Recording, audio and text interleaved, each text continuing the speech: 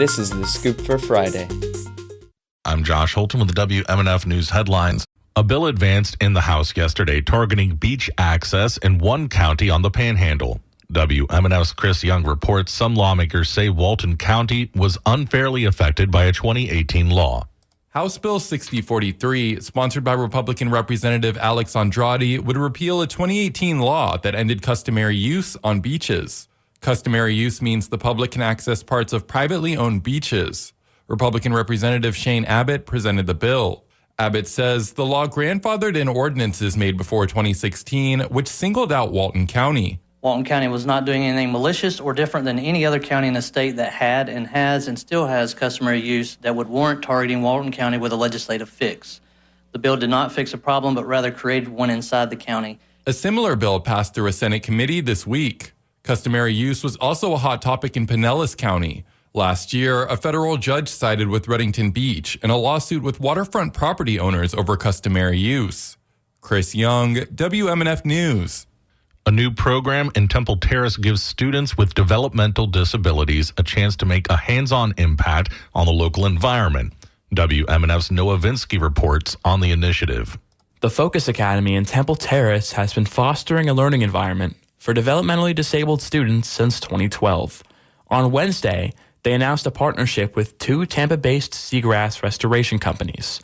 The partnership gives 18 to 22-year-old students the chance to help Florida's marine ecosystems.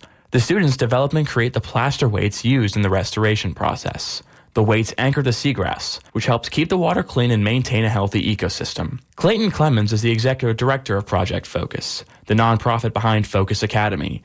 He says that a lot of the students in the program typically aren't given an opportunity to participate in hands-on activities at home. I go over to while they're doing the weights all the time, and it is ear to ear, smiles, grinning, just with pride. Clemens says the students work in teams of 4, mixing and stirring the plasters while others attach a string used to connect the weights. The weights are currently being used in seagrass restoration efforts in Lake Apopka. The project takes place multiple times a week at the Focus Academy campus. Noah Vinsky, WMNF News. Corporate influence over politics in Florida has left many organizations searching for ways to encourage more democratic engagement. A coalition of organizations with Florida for All held an educational webinar last night to explore how some of that influence affects the structure of Florida's economy. Ida Escamani is the sister of Democratic Representative Anna Escamani and a former legislative director for Florida Rising, and says the Florida legislature is the front line for the global fight against multinational corporations.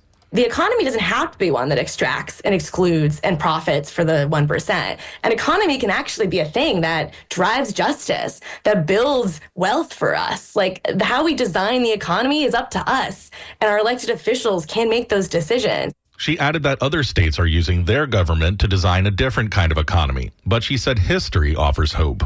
The history of America is one of corporate exploitation of Black bodies, of indigenous land, and of working class people. And so throughout history, we've seen examples of worker solidarity across race, across gender, across national origin towards this vision of an economy that really works for us. And we know that we are the heroes that we've been waiting for. There is no one going to save us. It is us. And our model of power is not that of one person can fix it. That is authoritarianism. Our model of power is centered in collective action. Jackson Oberlink is the legislative director for Florida for All and said two bills which exemplify the kind of corporate influence that they are opposing are House Bill 585 and Senate Bill 832. And basically, this bill would shield corporate polluters, Mosaic, from accountability from lawsuits once they pollute land from their phosphate mining with radioactive waste.